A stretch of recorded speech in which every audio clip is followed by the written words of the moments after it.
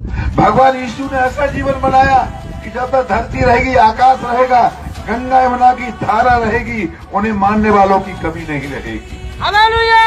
भगवान यीशु की वाणी कभी मर नहीं सकती, समाप्त नहीं हो। उससे प्रार्थना की। जब वो प्रार्थना कर रहे थे तो मुझे एक वेद का मंत्र याद आया।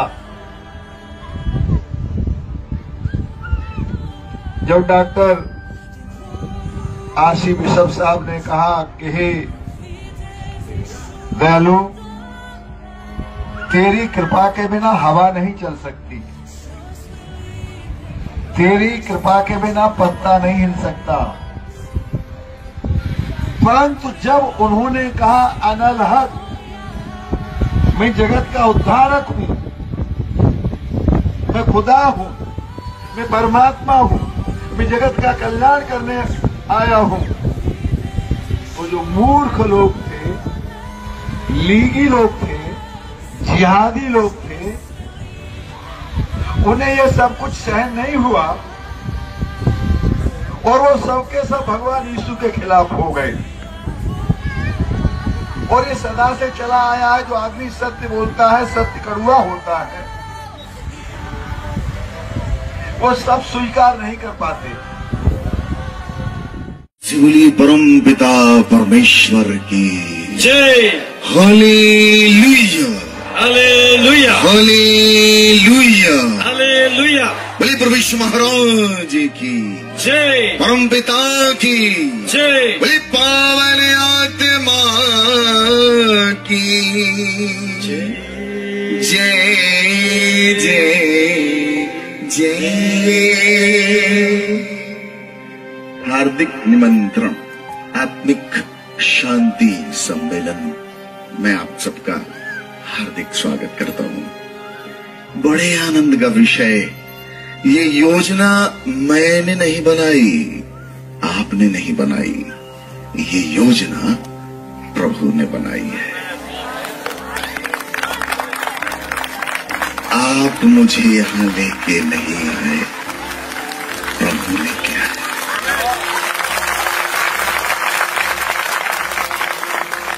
हालेलुया। इन दिनों प्रभु एक एक हृदय से बात करेंगे। Each and every individual heart God is going to speak.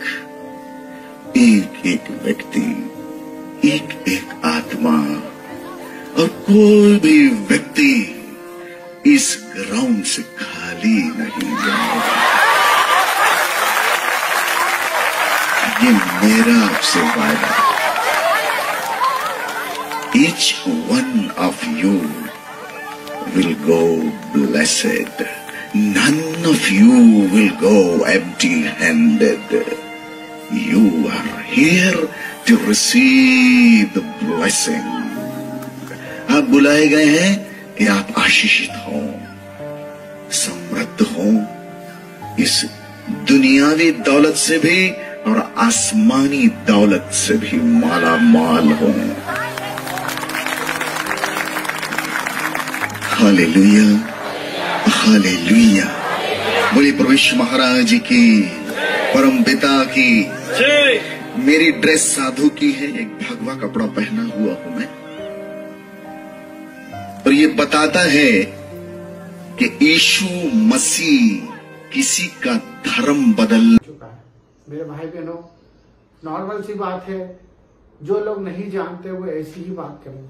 हमारे परमेश्वर ने हमें शिक्षा दी है कि हमें शांत रहना है, किसी भी हालत में, किसी भी मुश्किलों में हमें अपना क्रोध जाहिर नहीं करना है, क्योंकि जब हम क्रोध कर देंगे तो हमारे साथ बहुत कुछ बुरा हो सकता है।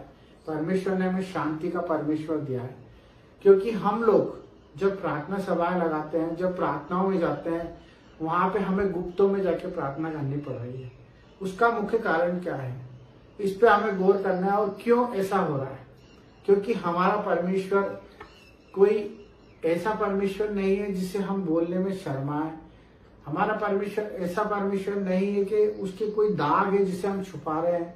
हमारा परमेश्वर कोई ऐसा नहीं है जो कुछ अनर्थ कर रखा हुआ है कि हम उस वजह से आज गुप्त स्थानों में जाके प्रार्थना करते हैं।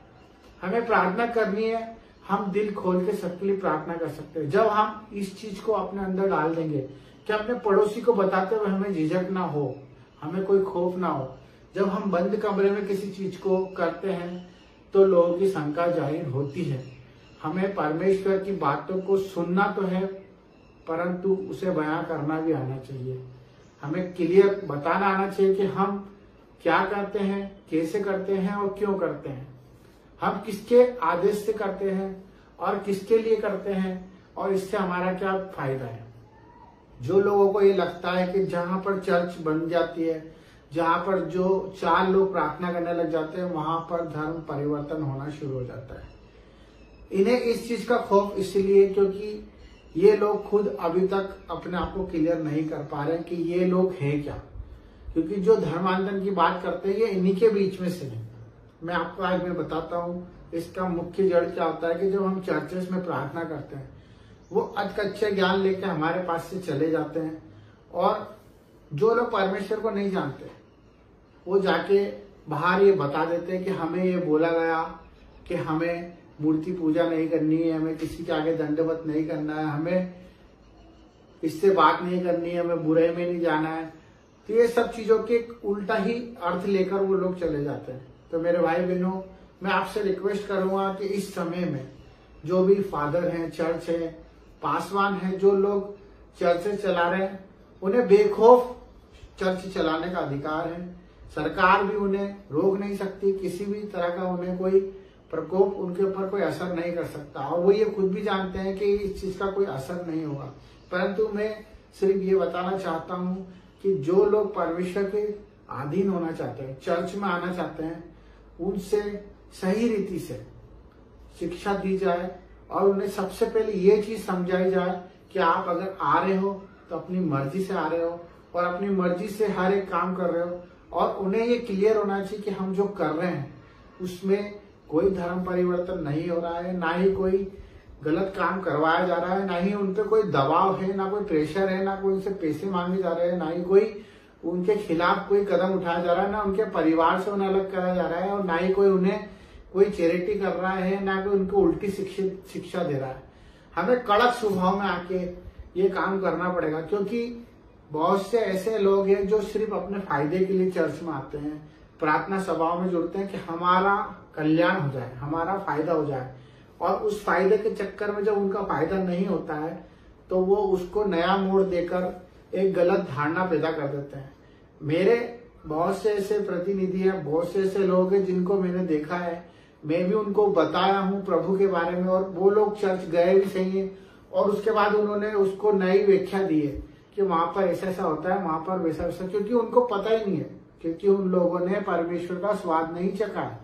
मैं आप सबसे निवेदन करना चाहता हूँ, प्रार्थना करना चाहता हूँ कि आप लोग थोड़ा सा कड़क स्वभाव में आ जाएं, क्योंकि इन्हें लगता है कि परमेश्वर ने हमें सिर्फ शांत स्वभाव दिया, सहन करने की ताकत दी है और हमें सिर्फ चुप रहने का आदेश दिया।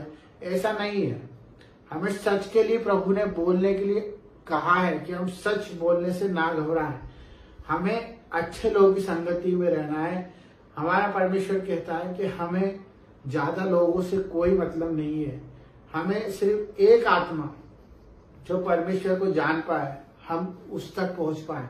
तो हमें ना ही कोई ऐसा कदम उठाना है जिससे हमारे परमेश्वर की बुराई हो, और ना ही कोई ऐसे चर्चों में, स्कूलों में जो वाद विवाद होते हैं उससे हमें नजरअंदाज करना है। हमें बाकायदा उस पर अपनी प्रतिक्रिया देनी है, उससे क्लियर करना है, जस्टिफाई करना है, क्योंकि ये आपके साथ भी हो रहा है। आपको भी पता है कि आज आप जहां जहां प्रार्थना सभा करते हैं वहां पे उससे एक अलग ही नाम दे दिया जाता है कि वहां पर कुछ गलत शिक्षा दी जा रही है। तो इस चीज के ऊपर गौर करें। सभी से निवेदन है, अपने भाइयों से, अपने प्रार्थना करने वालों से और सभी प्रेमी जीवों से कि अपनी प्रभु की आत्मा को प्रबल करें और चोड़ में प्रभु का बात रखें। किसी से डरने की कोई जरूरत नहीं है। जब हम गुप्त स्थानों में प्रार्थना करेंगे तो लोगों को शंका पैदा होगी। हम क्लियरिटी से बाहर आके चोड़ में प्रार्थना करना चालू करें। ये मेरी आत्मा कहती है। आप सबको इस चीज के लिए आगे बढ़ना पड़ेगा। जिस तरह से लोग अपना बाप का नाम नहीं छुपाते, आधार कार्ड में लिखा होता है, वैसे हमें भी हमारे पिता का नाम छुपाने की कोई जरूरत नहीं है। हमें प्रचार प्रसार करना है। बाकी बुद्धि को सहारा लेके समझ के साथ परमेश्वर के वचन को अगर बांटना चाहते हो तो निडर होके बांटे।